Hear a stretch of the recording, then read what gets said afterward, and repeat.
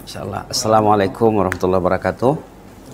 Alhamdulillah, di pagi yang mulia ini kita bersama Majelis Ilmu di Pusat Bahasa ini ya. Setelah minggu lepas kita bersama oleh-oleh dari Sudan ya. Oleh-oleh dari Sudan, insyaallah. Alhamdulillah. Tajuk kita pagi ini seperti yang sudah maklum ya, Panduan Kaedah Terjemahan Arab Melayu, dipendek jadi PAKTAM.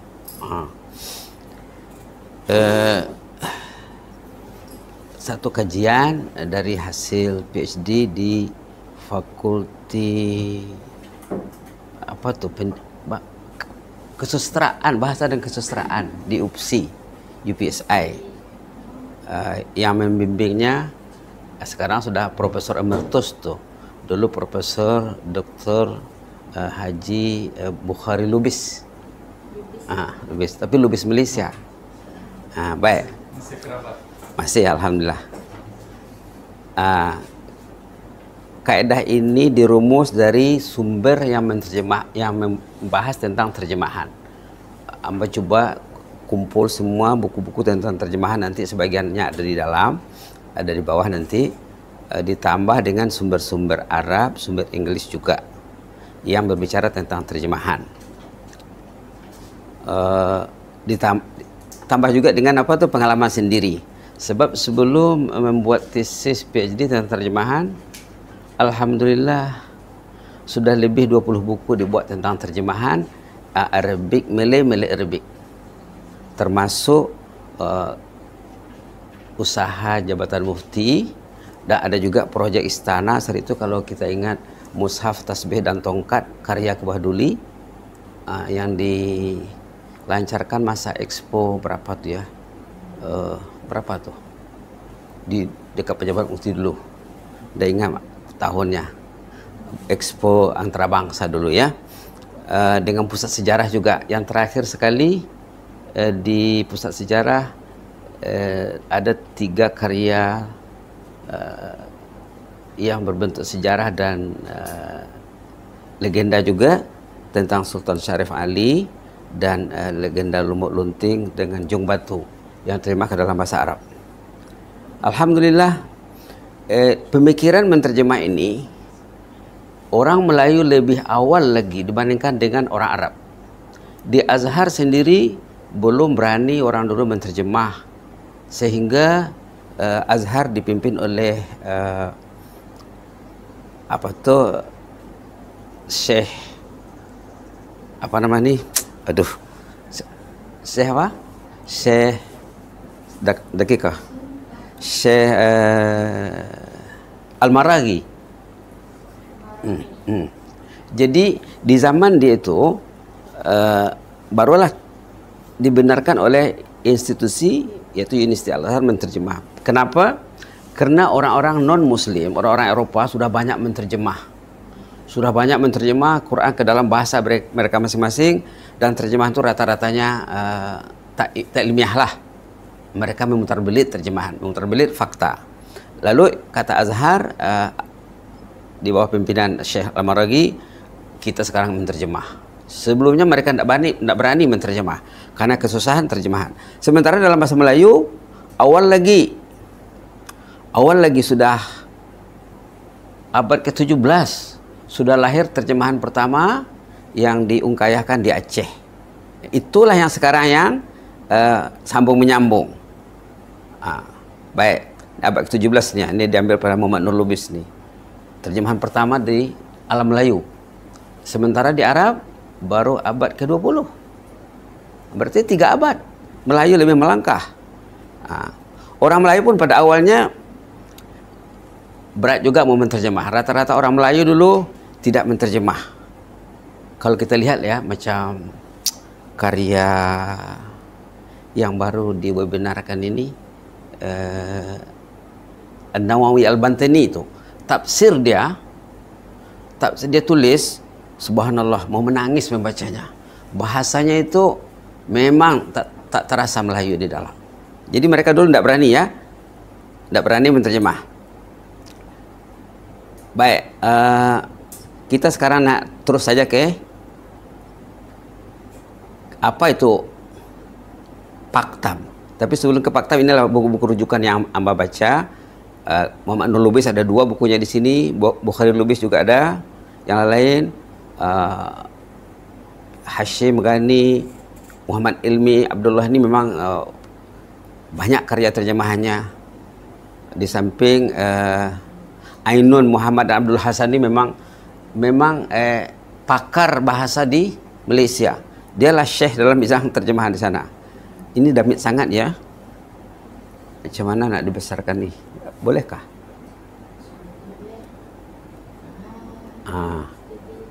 Okey lagi ya. Bismillah. Ini Paktam tu inilah. Dia ada 20 kaedah. Ada 20 kaedah. Pertama memadan isim. Itu pun banyak pecahannya. Kaifatu tarjim al-asma' wa al-jumlah al-ismiyah ila al-arabiyah. Kemudian memadan ayat kerjaan al-jumlah al-fi'liyah. Ayat-ayat kerjaan ya. Kemudian partikel. Betul. Kemudian menyesuaikan struktur kata dan kelas kata. Memaswadai padanan katawi. Katawi hati-hati mempertimbangkan. Katawi itu kamusi lah, literal lah. Kalau penyelia dulu Prof. Bukhari Lubis, dia suka dengan katawi. Saya suka dengan kamusi. Pertanyaan kamusi. Dibanding kalau kita guna literal kan, dia ada literal, ada perkata, ada kamusi, ada katawi. Amba suka pilih kamusi dibandingkan dengan katawi. Artinya terjemah ikut kamus, itu hati-hati. Kemudian mencermati kata seerti yang semakna, yang berdekatan makna dengan bahasa Arab yang sudah masuk ke dalam bahasa Melayu. Kemudian mengutamakan terjemahan makna bukan mabna. Ini yang penting nih. Dalam menterjemah kita karena utamakan makna bukan mabna. Artinya makna bahasa Melayu sudah mabna ya, makna juga ya. Mabna itu artinya struktur lah. Mabna bentuk kata ataupun struktur kata. Kita utamakan terjemahan makna bukan mabna, bukan katawi ataupun literal. Kemudian kita karena kira juga makna emosi dan cita rasa kebahasaan dalam menterjemah, kita karena jaga emosi karena bahasa Arab ini penuh emosi. Bila kita baca basmalah saja, hamdalah, sentuhannya lain. Berbanding dengan kalau kita terjemahkan tadi ke dalam bahasa kita sendiri, tidak ada sentuhan yang seperti yang ada dalam bahasa asal. Jadi dalam menterjemah kita mesti ambil kira makna emosi juga. Kemudian terjemahan jangan statik, jangan jumud ya, mesti hidup. Kemudian bersahaja, terjemahannya bila orang baca tidak dipaksakan budaya dan budaya dan tata bahasa Arab ke dalam terjemahan. Terjemahan yang ada kebanyakannya mereka memaksakan terjemahan Arab, terjemahan budaya bahasa Arab, termasuklah grammar ke dalam bahasa Melayu. Ada sahabat mengkritik pensarah UAE, katanya terjemahan kita ini kebanyakannya bukan bahasa Melayu, bukan bahasa Arab katanya. Memang berbahasa Arab tapi bajunya Melayu katanya. Memang berbahasa Melayu tapi bajunya Arab. Bila kita baca terjemahan, tidak enak dibaca. Kenapa? Karena dipaksakan grammar Arabic itu dalam terjemahan. Baik. Jadi terjemahan yang baik, apa tadi? Bersahaja dan komunikatif, mudah dipaham, mudah diserap. Seterusnya, terjemahan mesti bervariasi kalau boleh. Dan tentang uslub balaghah, uslub sastra, hati-hati juga menterjemahkannya. Kemudian budaya juga kita ambil kira dalam menterjemah. Dan tidak kalah penting karena rujuk tafsir, mutarjim alaihi an yakif ala tafasir.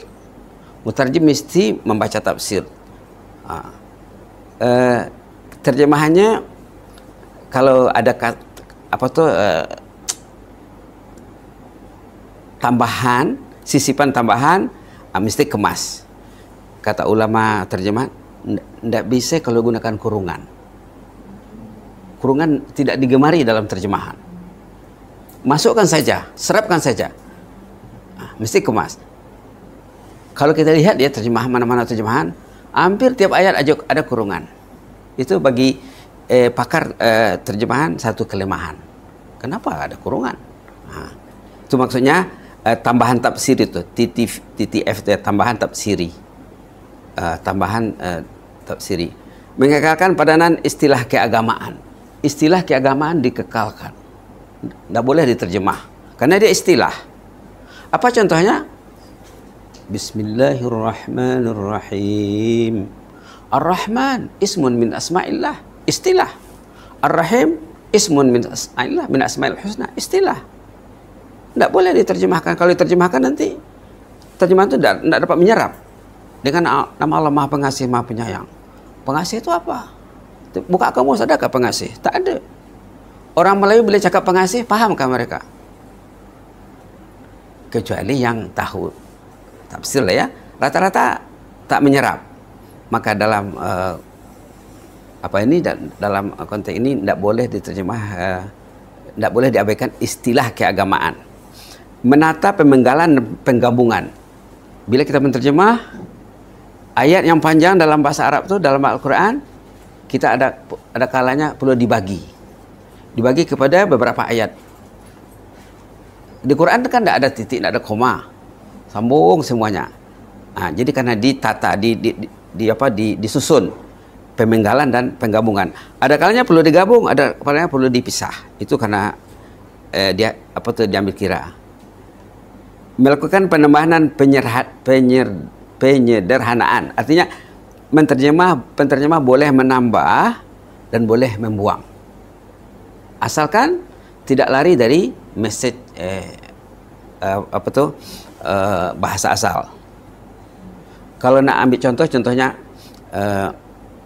ulaika ala hudam min rabbihim, ulaika ala hudam min rabbihim wa ulaika humul muflihun. Contohnya lah ya. Ayat berapa tuh? Ayat 5 ya, suratul Baqarah. Ulaika ala hudam min rabbihim wa ulaika humul muflihun. Hudam min rabbihim tuh. Terjemahnya di sini, mereka lah yang mendapat petunjuk dari Tuhannya. Lumayan sikit ya. Kalau di situ apa? Kadang dari Tuhan mereka katanya. Ayat 5. Mereka lah yang mendapat petunjuk dari Tuhannya. Tuhannya. Kalau di sana? Tuhan mereka. Kalau kita dengar Tuhan mereka, macam lain, Mbak ya? Macam tidak sama dengan Tuhan kita nih, Mbak. Tuhan orang lain kita lain. Jadi yang cadangan tuh Rabbihim tuh domirnya itu mudhafun ilaih, boleh jadi tidak boleh diterima. Mereka lah yang mendapat hidayah Allah. Jadi boleh. Allah itu Tuhan mereka juga, tidak lari daripada Tuhan mereka, Tuhannya. Mereka lah yang mendapat hidayah Allah. Contohnya, jadi boleh disederhanakan. Kemudian merujuk kamus, glosari dan ensiklopedia. Karena dirujuk. Ini ada satu perkataan masa buat PhD, lama baru dapat terjemahannya. Bila saya jumpa terjemahannya, saya ajukan arah penyelia, macam mana Prof? Wah, bagus sekali katanya. Ayat nomor 164. 164. Was-sahabil musakhkhari bainas samai wal ard. Halaman 25 di sini ya, halaman kalau mushaf ini 25. Ada di penghujung ayat tuh was-sahabil musakhkhar. Apa terjemahnya di situ? Maza indakum?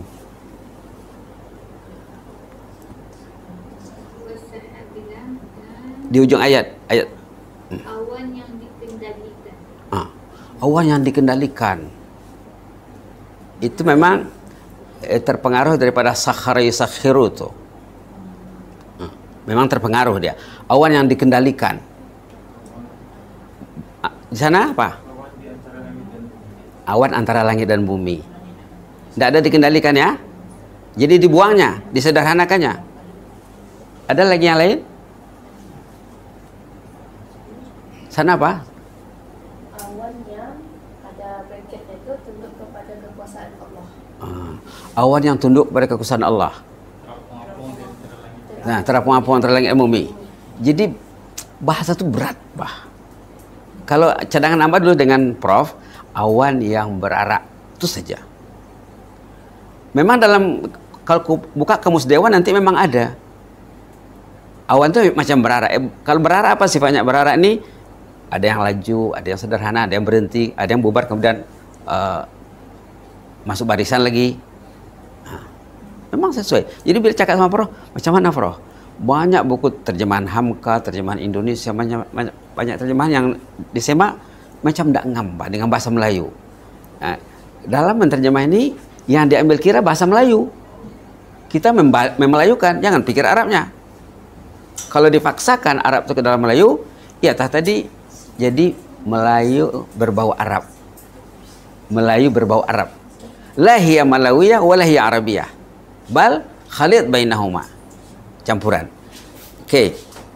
Jadi di mana dapatnya nih? Buka kamus. Buka kamus, terjumpa dalam kamus Dewan awan yang berarak. Contohnya itu ya. Ini lama memikirkan. Berbulan-bulan apa tuh? Bila dibaca enggak ngam. Kemudian kita nak tengok satu pembahasan pendek tentang iqamatus salah. Ini termasuk istilah keagamaan ini. Termasuk istilah keagamaan. Qama yuqimu itu ada di sini. Makna iqamah. Ayat di awal Baqarah itu wa yuqimunas salah wa yunfikuna mimma razaqnahum. Atau wa mimma razaqnahum yunfikun ya. Ayat nomor 3. Sebenarnya ya, bila diteliti dari sudut terjemahan yang ada ini setiap ayat ada sorotan terjemahan. Ada yang perlu diusai di situ. Start dari ayat 2, zalikal kitabul la raiba fi. Banyak di situ isu-isu terjemahan tuh. Tapi kita sekarang nak lihat wa yuqimunas salah. Wa yuqimunas salah. Subhanallah. Kalau kita lihat kepada Qurtubi nanti di sini apa kata Qurtubi? Dalam membahas wa yuqimunas salah, qama asy-syai' dama wa thabat wa laysa minal qiyam 'alal rijil wa inna ma huwa min qaulika qamal haq ay zahara wa thabat. Jadi bukan qama Muhammadun qamal muallim mendirikan, daripada qamal haq. Kalau qamal haq apa bahasa Melayunya? Menegakkan kebenaran, mewujudkan, merealisasikan, membuktikan. Ada ulama mengatakan qamal adl, sama juga ya, menegakkan keadaan, terasa keadilan itu dalam hidup. Ada juga mengatakan qamatil harb. Apa arti? Apa makna qamatil harb? Indala'at washtaddat. Makna indala'at, qamatil harb, perang sedang berkecamuk. Jadi orang sholat itu dia berperang, macam perang, dia mesti menang, tidak mau kalah. Tidak ada orang yang perang ingin kalah. Itu kata ulama, termasuk Badawi, termasuk At-Tahrir wa Tanwir. Ada juga mengatakan qamatis suq. Wa yuqimuna shalah min qamatis suq. Mana qamatis suq? Ekonomi lancar, laris.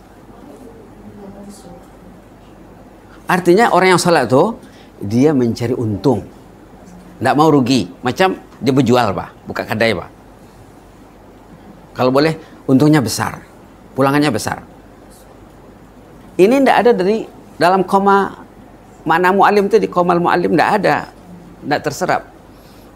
Jadi yang Amba cadangkan dalam kajian ini menegakkan, walaupun tegak dengan berdiri itu sama, tapi pemakaiannya lain ya, menegakkan salat. Ini dulu pernah Amba bentang di Unisa, khas tentang ini, masa baru-baru dapat PhD, Ahmad datang dari Malaysia, jumpa dengan Dekan Fakulti Usuluddin, Dr. Lili Suzana ya. Ustazah, saya ada bahas mau saya bentang. Boleh tak kasih masa? Bah, petang ini katanya. Dikumpullah pensarah-pensarah di sana, orang Mesir, dari Jazair, termasuk Syekh Sirsal yang dari Jazair tuh, pakal Quran tuh.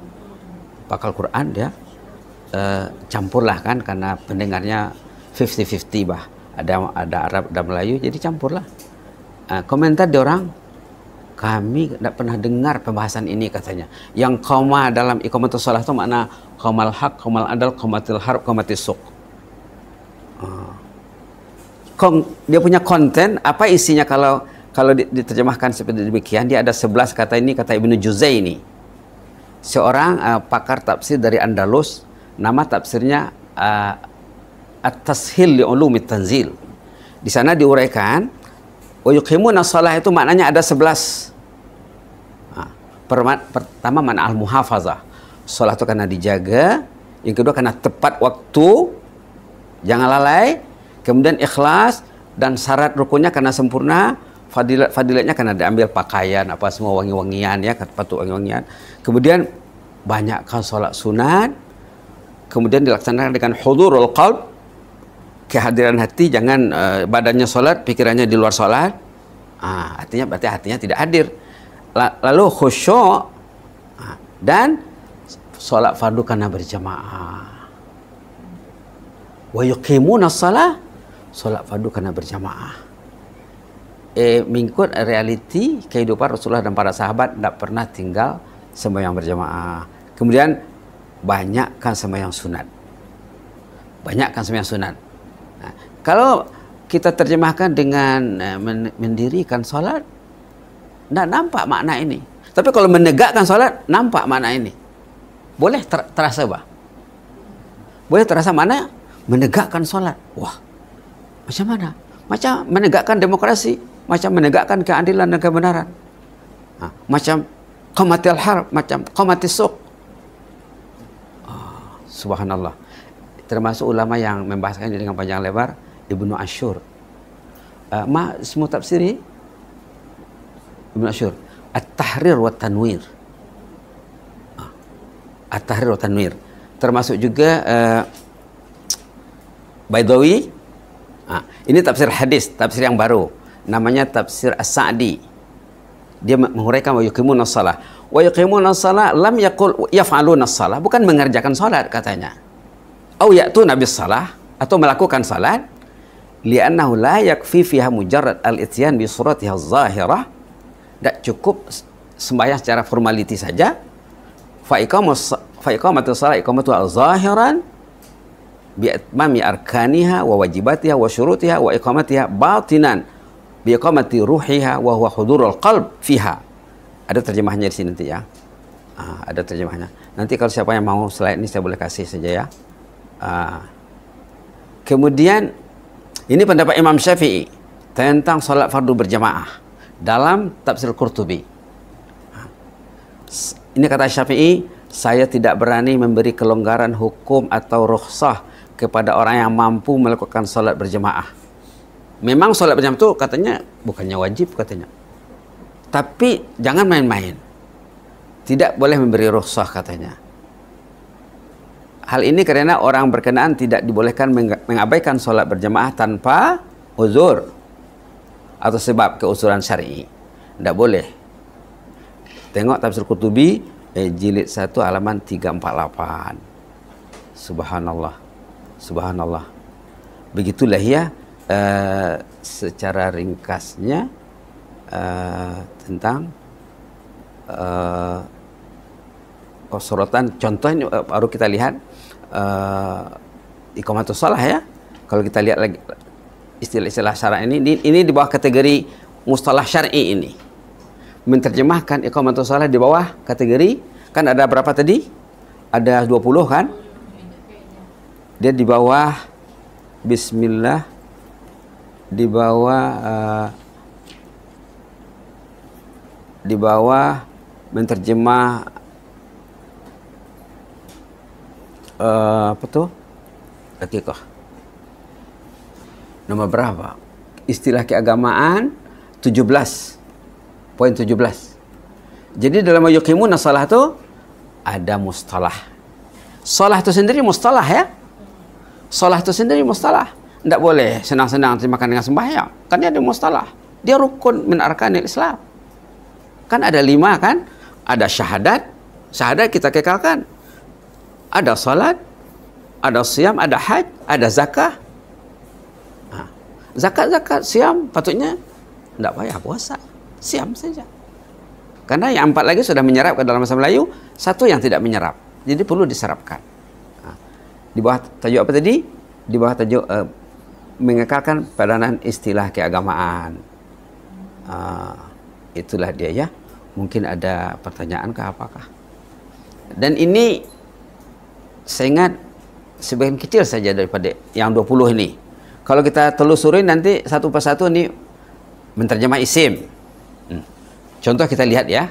Di awal Baqarah itu ayat 2. Ataupun ayat 3 juga lah. Terjemahan isim di sana ada isim mausul. Ayat 3. Alladzina yu'minuna bil ghaib wa yuqimuna shalah. Alladzina itu isim apa? Apa terjemahnya di situ? Pakai ya itu kan? Kan tengok saja tidak cantik Pak. Ada kan ya itu di awal ayat? Tidak ada. Kenapa datang? Karena pengaruh bahasa sumber. Dipikir alladzina itu tuh i'rabnya khabar mubtada mahdzuf gitulah. Dia i'rab alladzina dalam satu bahasa itu ada 8 i'rabnya. Itu cara menterjemah isim dalam kategori isim mausul. Isim mausul tidak ada dalam bahasa kita. Kalau dalam bahasa Arab memang banyak. Jadi tidak dapat diserapkan. Mesti dicari solusinya. Yang Amba cadangkan di sini kata Qurtubi contohnya allazina itu khabar mubtada mahdzuf takdirnya hum. Hum merujuk kepada muttaqin. Hudal lil muttaqin. Hum itu mubtada ya. Ini khabar. Jadi ini berhubung kait lagi dengan terjemahan dhamir. Nanti kalau bab dhamir, macam mana menterjemah dhamir? Ini satu isu besar dalam terjemahan Al-Quran. Kebanyakannya dhamir itu dikekalkan, ada yang dibuang sikit-sikit. Kalau dalam ayat alladzina yu'minuna ini kita dah cakap tadi di situ ada hum muqaddar mubtada mahdzuf. Hum ini kita tidak perlu terjemahkan yaitu ataupun mereka. Kita terjemahkan kemana marja' dhamir hum? Kepada muttaqin. Jadi boleh diterjemahkan ahli takwa, ganti daripada yaitu mereka tuh. Kemana merujuknya? Kepada muttaqin yang sebelumnya. Muttaqin sendiri pun, muttaqin tuh apa terjemahnya di situ coba?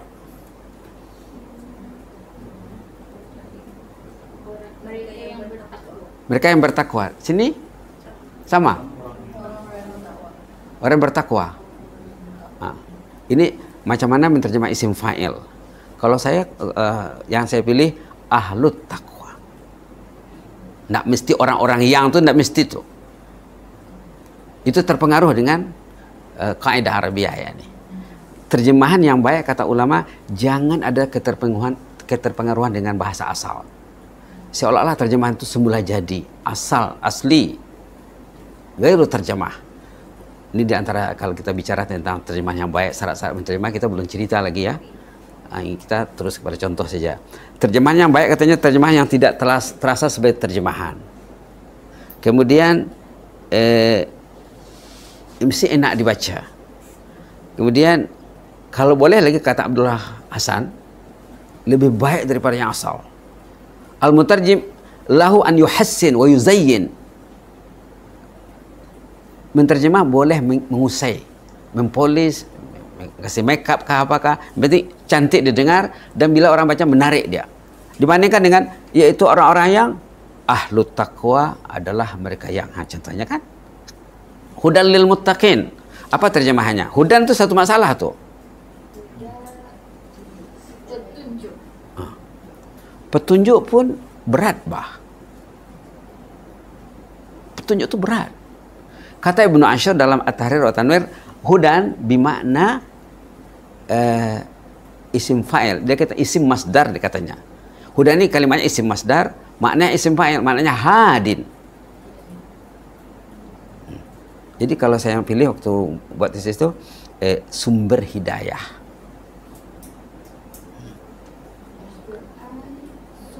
Sumber hidayah. Lebih kena dalam bahasa Melayu rasanya. Itulah dalam kaidahnya katakan tadi, mutarjim lahu an yuhassin wa yuzid wa yanqus. Yatasarraf yani hatta tajid tarjamatahu saliqah atau tabi'iyah yani. Mutarjim boleh mengubah, menyesuaikan, menambah, menukar, menghias, merawat sehingga terjemahnya terasa enak. Tidak terasa sebagai terjemahan. Kalau masih ada bau terjemahan, itu belum berjaya, kata ulama terjemahan lah ya. An la tashummu fit terjemah raihata terjemah. Jangan tercium dalam terjemah itu bau terjemahan. Karena kita menterjemah untuk pembaca Melayu. Kalau kita baca yang ada ini basicnya kajian saya di sini, fokusnya di sini. Ini yang membuatnya UKM, UM, UAA, UTM membawa nama terjemah apa tuh Mushaf Al-Quran Malaysia dan terjemahan, membawa nama Malaysia. Ini yang saya kaji sebenarnya, karena ini yang terbaru waktu itu. Dan lajnahnya semua universiti di Malaysia, termasuk JAKIM. Nah, ini yang saya kaji. Kenapa saya terdorong mengkaji? Nak cerita sedikit lah ya. Dulu masa saya kerja di sini dari 1994 sampai 1996. Mula-mula tahun ini 1996 sampai 2004. Kerja di Kampung Air, sekolah rendah, guru PAI.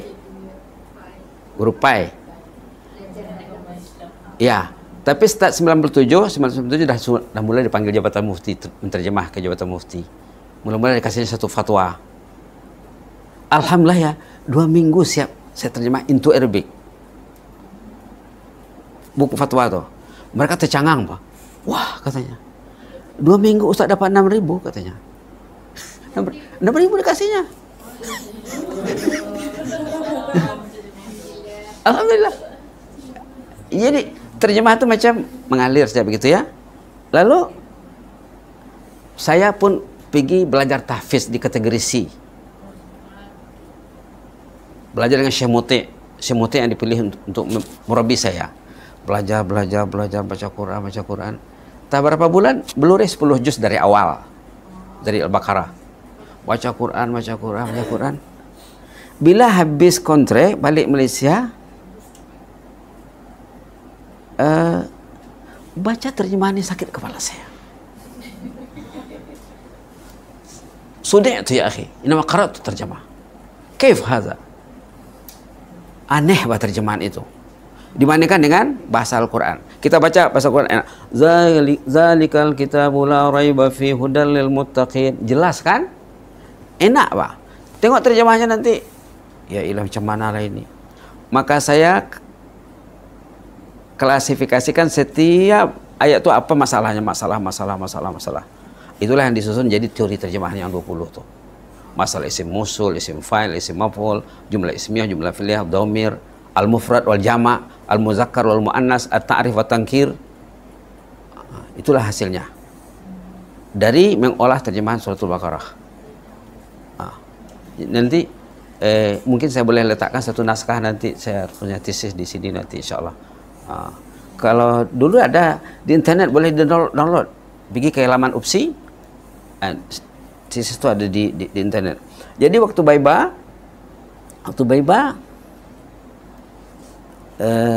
kebanyakan pertanyaannya asya sakliyah saja. Muhtawan tidak ada. Tidak ada yang tanya kenapa. Hanya asya sakliyah saja. Jadi saya tanya supervisor saya, Prof, kenapa dia orang tak tanya yang intinya? Apa kata Prof? Mereka tak tahu tuh katanya. Saya pun tak tahu katanya. Dia cakap, mereka tak tahu, saya pun tak tahu yang kamu tulis itu katanya. Tapi saya yakin betul katanya. Itulah dia cakap tuh. Karena apa? Kita mengkaji dari hati, Pak. Dari hati yang prihatin dan ingin membuat sesuatu yang indah untuk umat. Itu dia. Mudah-mudahan ada manfaatnya lah ya. Masa mungkin sudah cukup atau mau tambah lagi 5? Yang jelasnya ya, interview. Lepas saya terjemah dengan Jabatan Mufti, terjemahan pertama itu yang 2 minggu tuh. Di sini ada Syekh dari Mesir, Syekh Idris namanya. Mengajar di sekolah Arab lu. Siapa ingat? Syekh Idris. Lama sudah balik. Dia tinggal di Sengkurung. Jadi saya bawa hasil terjemahan saya ke masjid. Syekh, duduk sekejap di sini dengan saya. Dia orangnya suka bebun, suka humor lah. Dibaca. Ajib katanya. When wajadta hadzal kalam katanya. La azunnu an ahla la yastati an yaktub hadzal kitabah katanya. Ajib dia cakap. Ya, yang saya dari Melayu ke Arab. Yang terjemah Arab tuh, Bah. Ajib katanya. Ya, Jabatan Mufti itu kan fatwa tuh yang terjemahkan dalam bahasa Melayu. Ajib. La azunnu anna ahla Melayu yastati an yu'abbir hadhil ibarah katanya. Aina ta'allamta katanya. Enggak. Basicnya bukan dari situ. Belum opsi lagi. Belum PhD. Kemudian diserahkanlah terjemahan saya itu, hasil terjemahan saya diserahkan kepada seorang ustadz pakar bahasa untuk mengusai, bukannya diusainya.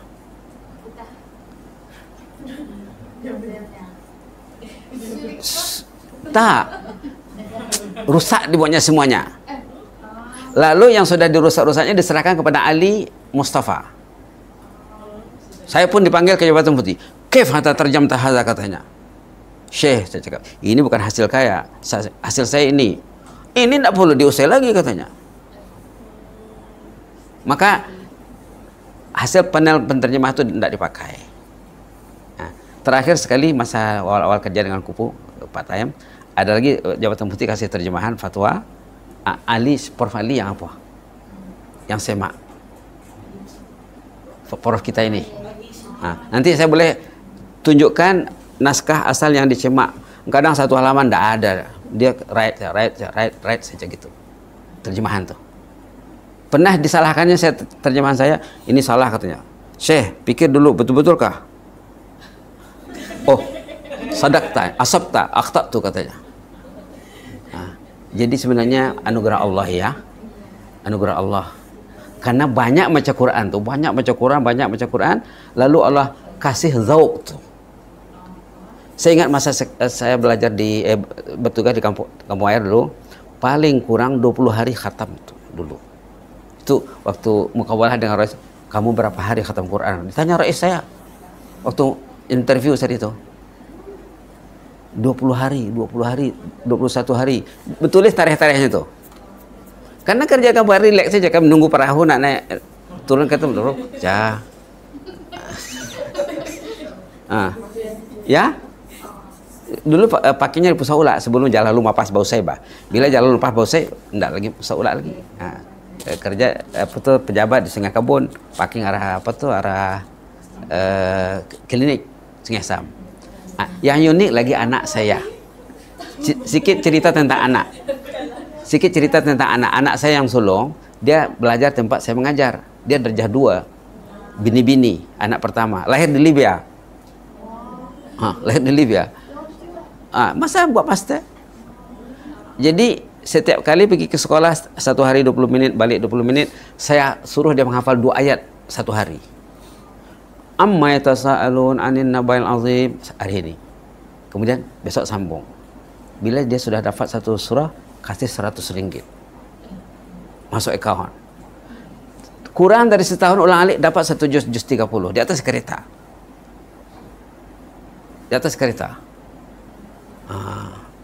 Setiap dapat 1 surah mesti 100 ringgit, 75 ringgit, 50 ringgit. Kalau macam yang pendek-pendek itu 50 ya. Masuk account. Kalau dia dan khatam Quran terus juga tuh. Setiap sekian bulan dia mesti khatam Quran. Setiap kali khatam Quran nih 200 ringgit, 300 ringgit. Sekarang anak-anaknya alhamdulillah. Lahir dari darah Quran tuh, anak-anaknya alhamdulillah ikut ibunya. Sudah 3 cucu saya. Yang cucu yang pertama dah hampir habis juz 30. Darjah 2. Hah? Ya. Hafazan. Selalu melapor sama saya. Atau dengarkan hafazan saya katanya. Nah, dan kita follow dari sini. Senang kan? Jadi untung dia dapat suami yang tak pernah dilihatnya sebelum kawin. Tak pernah jumpa. Sama-sama belajar di Libya. Tapi tak pernah jumpa. Artinya Allah mudahkan urusannya. Karena hati Al-Quran itu semua Allah mudahkan. Jadi kalau kita ingin senang, Quran akan bertempat di hati. Mudah-mudahan lah ya. Sebagai menyahut seruan ke bawah duli menjadikan negara ini negara zikir. Ini ada oleh-oleh tadi nih untuk apa? Untuk semua jemaah doa majlis wazir. Mau lihat sini sekejap. Menutup kita akan baca doa. Ini. Doa majlis penutup. Nanti kita budayakan di sini kalau ada meeting apa. Rasulullah SAW bila dalam majlis selalu baca doa ini. Kita baca serentak lah ya. Allahumma qsim lana min khasyatika ma tahulu bihi bainana wa baina ma'siyatik wa min ta'atika ma tuballighuna bihi jannatak wa minal yaqini ma tuhawwinu bihi alaina masa'ibad dunya wa matti'na bi asma'ina wa absarina wa quwwatina ma abadan ma ahyaitana waj'alhul warisa minna waj'al tha'rana 'ala man zalamana wansurna 'ala man 'adana wa la taj'al musibatana fi dinina wa la taj'alid dunya akbar hammina wa la ilan nari masirana wa la tusallit 'alaina bi dhunubina man la yakhafuka fina wa la yarhamuna wa la tusallit 'alaina bi dhunubina man la yakhafuka fina wa la yarhamuna wa la tusallit 'alaina bi dhunubina man la yakhafuka fina wa la yarhamuna. Ya akramal akramin itu tambahan saja. Nah, ya akramal akramin tambahan saja. Mudah-mudahan Allah memberkati kita. Subhanakallah wa bihamdik asyhadu an la ilaha illa anta astaghfiruka wa atubu ilaik. Bismillahirrahmanirrahim. Wal 'asri innal insana lafi khusr illa alladzina amanu wa 'amilus solihati wa tawassaw bil haqqi wa tawassaw bis sabr. Sadaqallahu azim. Taqabbalallahu minna minkum.